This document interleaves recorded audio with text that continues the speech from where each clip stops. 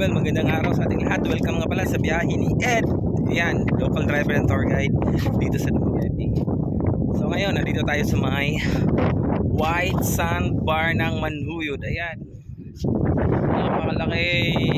Yan, tawag dito Maldives of the Philippines. Ayan, tas sobrang low tide ngayon. Ayan, napaka low tide ngayon, napaka ng dagat. Ayan, i-enjoy namin yung lugar. Yan mga ka-travel, maaga pala kaming umalis dun sa Dumaguete. Umalis kami ng 5 o'clock in the morning, tapos umabot kami dito ng 6, so isang oras lang yung biyahe. Yan, tapos tingnan nyo, ang daming sea urchin. Ang daming sea urchin. Ingat-ingat tayo dito, masakit ito. Ayan, tingnan nyo. Ayan mga ka-travel, ayun, ito. Tas dito pa, ang dami nila. Yan. Nabutan ng low tide. Yan. Grabe, ang dami. Yan, dito pa. Yun. Yan, ang dami. Oh, ingat-ingat tayo ha. Masakit oh. Yan, ang dami. Yan. Woo! Grabe, ang dami sea urchin. Yan.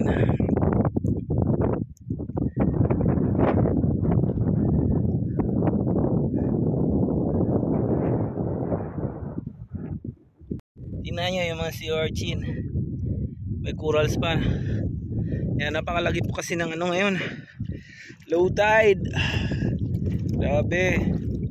Ingat-ingat tayo dito, baka mapakan natin to. Ang dami nila. Yan, dito pa. Mas marami dito. Tingnan nyo. Yan. Yan. Ito pa sa kabila. Yan, ang dami. Yan, yung kulay black. Sea urchin lahat yan. Yan. Taas corals. Oh, di na natin kailangan sumisid. May corals na dito sa yan, may mga corals. Yan mga travel, parang sea urchin farm na to eh. Ayan, dami. Yan, tingnan nyo, dami pa dito. Yun, kunting ingat lang, baka ma-sea urchin tayo. Yun, grabe, ang dami. Yan, starfish, tas sea urchin. Yan, may isda pa. Yan,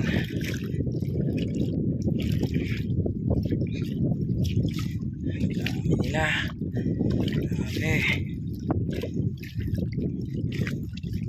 Yan, may isda. Yun.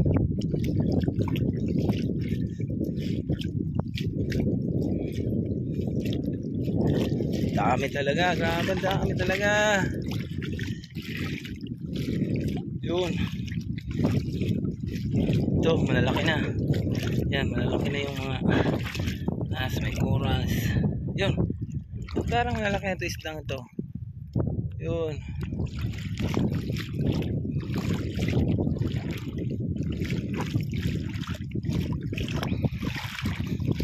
Dami talaga.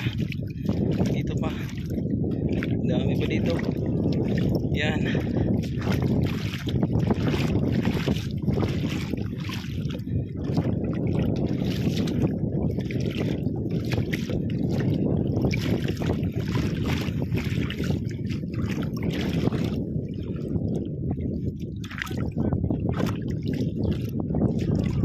Yun, grabe, parang sea urchin farm.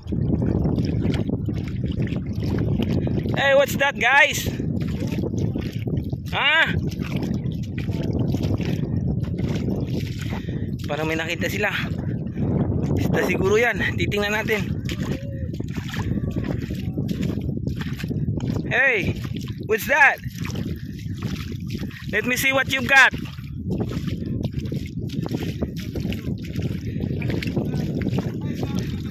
Hi vlog, welcome to my guys. What is that?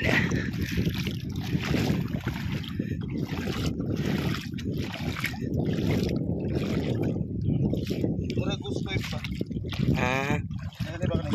Murag seahorse? Chicken kayo. Yeah, seahorse. Yes. Yeah, seahorse. There's a mini. Yeah.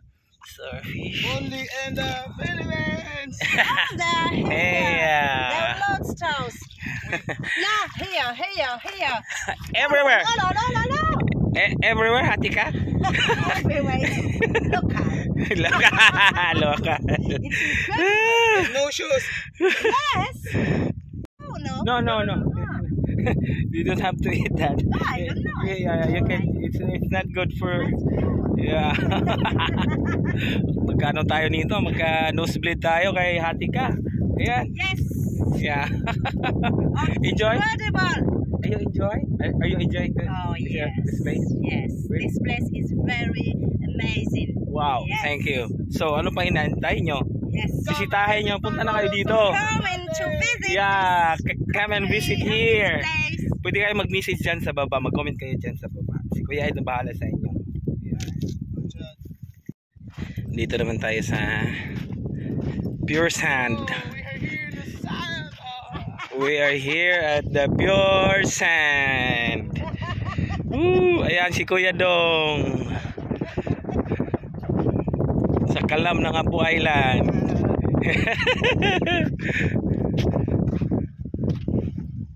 Mga travel, andito tayo ngayon sa sandbar.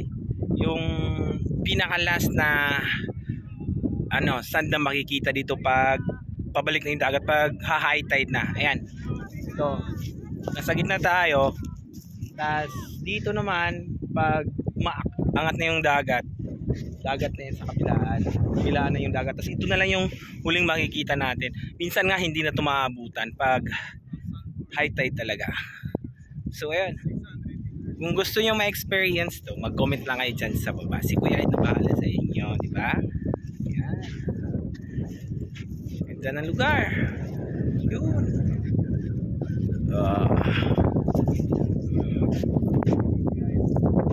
Mga travel, pa low tide pa pala.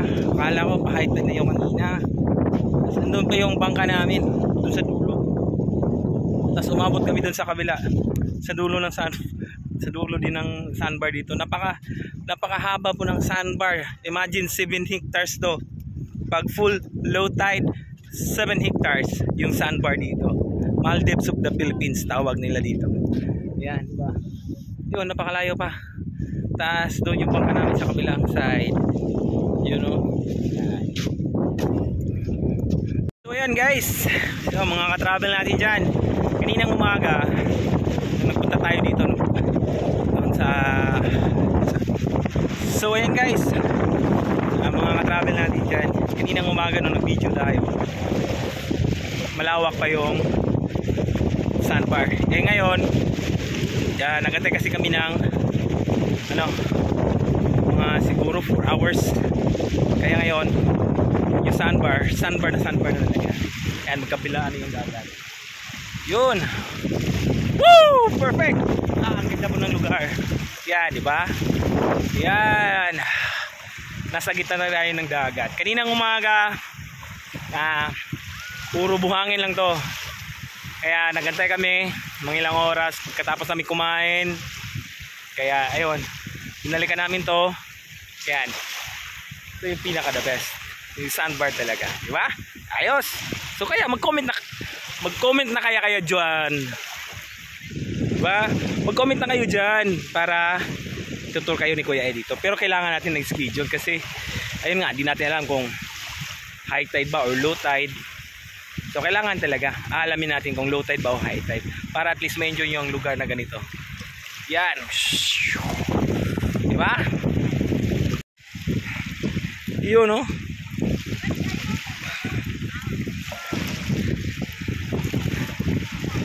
Oh la la! Oh la la! Welcome to Maldives of the Philippines! Woo! Yes! Yan.